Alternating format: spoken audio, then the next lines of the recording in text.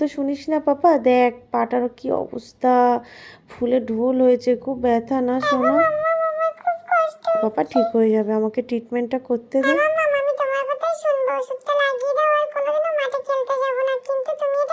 উষ্ণ গরম জলে একটু ভিনিগার মিশিয়ে তোর ওই জায়গাটা একটু ড্রেসিং করে দিয়ে আয় পাপা, দেখ ঠিক হয়ে যাবে। কি অবস্থা হয়েছে ডোডো, দেখতেও কেমন লাগছে।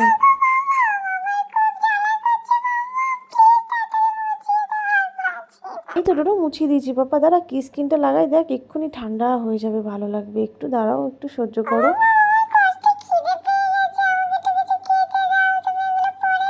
পাপা এই তো হয়ে গেছে, এক্ষুনি ট্রিট দেবো, খেয়ে নিস। ব্যথা করলে কার খিদে পায় রে বদমাস। হ্যাঁ সেটাই, নে খেয়ে নে।